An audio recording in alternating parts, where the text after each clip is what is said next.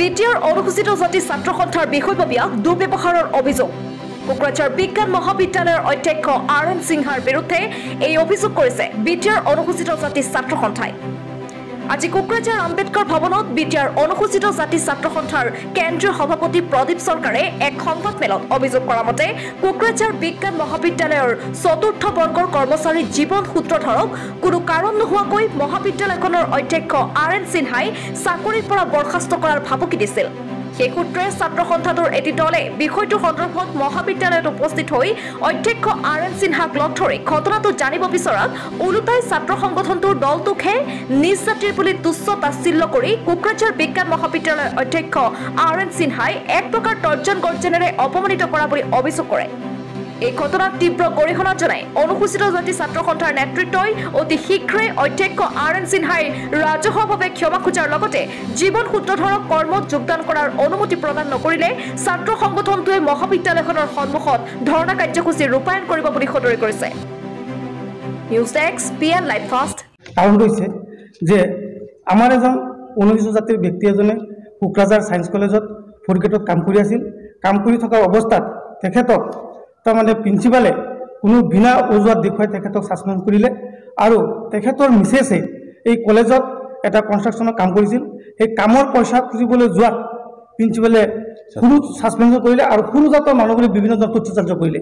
ইয়াৰ পিছত জীৱন চক্ৰৱৰ্তী যিজনে ইয়াতে কাম কৰে ফ'ৰ্থ গ্ৰেডত তেখেতে আমাৰ সংগঠনৰ কথাটো অৱগত কৰাৰ পিছত আমি যেতিয়া সংগঠনে তেখেতৰ লগত আলোচনা কৰিবলৈ যোৱাৰ পিছত তেখেতে আমাৰ চিডুল কাষ্ট ষ্টুডেণ্ট ইউনিয়নক বিভিন্ন ধৰণৰ তথ্যচাৰ্য মন্তব্য কৰিছে। আমি সেইকাৰণে আজি সভাৰ জৰিয়তে আমি কোকৰাঝাৰ কলেজৰ ছায়েন্স কলেজৰ পবিত্ৰ স্থানত এনেকুৱা ব্যক্তি এজনে যে কাম কৰি থকাটো আমি খুব দুৰ্ভাগ্যজনক ভাবিছোঁ আৰু অতি সোনকালে তেখেতে যদি চিডুল কাষ্ট ষ্টুডেণ্ট ইউনিয়ন বা চিডুল কাষ্ট জাতিৰ ওচৰত যদি ক্ষমা নোখোজে আমি অতি সময়ৰ ভিতৰত 2-3 দিনৰ ভিতৰত আমি ধৰ্ণা কাৰ্যসূচী ল'ম।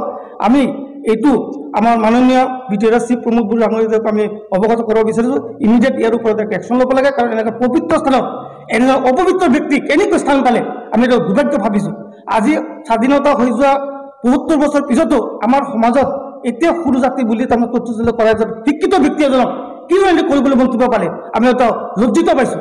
সেইকাৰণে আজি আমি প্ৰেছ মিডিয়াৰ জৰিয়তে সাংবাদিক বন্ধুসকলৰ জৰিয়তে আমি সমাজক ক'ব বিচাৰিছোঁ অতি সোনকালে শিক্ষা বিভাগক তথা বিটিআৰৰ চিফ অসমৰ মুখ্যমন্ত্ৰী হিমন্ত বিশ্ব শৰ্মা ডাঙৰীয়াক আমি অনুৰোধ জনাইছোঁ এইজন ব্যক্তিক অতি সোনকালে এই কলেজৰ পৰা ছাছপেণ্ড কৰিব লাগে, বদলীকৰণ কৰিব লাগে। আৰু তেখেতে এই কলেজত এটা অৰাজকতাৰ সৃষ্টি কৰিছে বিভিন্ন ক্ষেত্ৰত পইচা। আৰু আজি জীৱন সূত্ৰধৰ নামৰ ব্যক্তি এজনক তেখেতে ছাছপেনশ্যন কৰাৰ পিছত তেখেতৰ পৰা 50,000 টকা লৈছে। ইতিমধ্যে কৈছে যে আপুনি 50,000 টকা দিয়ক, আপোনাক আকৌ চাকৰিত জইন কৰিব দিম। এই টকাখিনি দিয়াৰ পিছতো তেখেতক আজিলৈকে তাৰমানে চাকৰিত জইন কৰিব নিদিয়ে। সেইকাৰণে আমি অতি সময় আমি ডিচি ছাৰক কথাখিনি অৱগত কৰাইছোঁ যে ইয়াৰ ওপৰত এটা উচ্চ পৰ্যায়ৰ তদন্ত কৰিব লাগে। আৰু আমি আজি বহুদিনৰ পৰা এইজন প্ৰিন্সিপাল যে ওপৰত আমি বিভিন্ন ধৰণৰ কমপ্লেইন পাইছোঁ। তেখেতৰ নাম আৰএন সিনহা, ছায়েন্স কলেজৰ প্ৰিন্সিপাল। সেইকাৰণে মই আপোনালোকৰ জৰিয়তে আমি মাননীয় চিফ ছাৰক আমি অনুৰোধ এটা উচ্চ পৰ্যায়ৰ তদন্ত কৰি অতি সোনকালে আমাৰ জীৱন চক্ৰৱৰ্তীক চাকৰি জইন কৰিব দিব লাগে। আৰু যি কণ্ট্ৰাকশ্যনৰ যিটো কামখিনি কৰিছে এই কাম এগ্ৰিমেণ্ট মতে সেই কামৰ পইচাখিনি অতি সোনকালে উভতাই দিয়াৰ কাৰণে আপোনালোকৰ জৰিয়তে আমি অনুৰোধ জনাইছোঁ। কৰিছে তেখেতৰ মিছেছক তাৰমানে প্ৰিন্সিপালে মাতি নি এখন তাৰমানে 98 লাখৰ এটা কাম দিছিল যে আপোনালোকে কামটো কৰক। কৰিলে সেইমতে তেখেতে কামটো কৰিলে। কামটো কৰাৰ পিছত যেতিয়া তেখেতে পইচাটো খুজিব যোৱাৰ পিছত 2-3 বাৰ এজন শিক্ষিত ব্যক্তি এজনে 3টা চেক দিলে আৰু 3টা চেকেই বেংকত যোৱাৰ পিছত তাৰমানে কি হৈছে টকা নাই বুলি তাৰমানে কি বাউন্স চেক দি বাউন্স হোৱাৰ পিছত যেতিয়া তাৰমানে মিছেছে আকৌ টকাখিনি খুজিব যায় সেইটো অজুহাত দেখুৱাই মিছবিহেভ কৰা বুলি তেখেতৰ হাজবেণ্ডক চাকৰিৰ পৰা ছাছপেণ্ড কৰে। এইটো মেইন কাৰণ।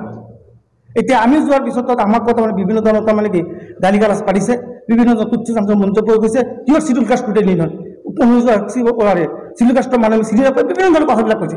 সেইকাৰণে আমি আজি সংবাদ মাধ্যমৰ জৰিয়তে আমি অৱগত কৰিব বিচাৰিছোঁ যাতে এইটোৰ ওপৰত যদি তেখেতে ক্ষমা নোখোজে আৰু তেওঁ চাকৰি যদি আকৌ উভতাই নিদিয়ে আমি অতি সোনকালে আমি কলেজৰ সন্মুখত ধৰ্ণা কাৰ্যসূচী বাধ্য হ'ম।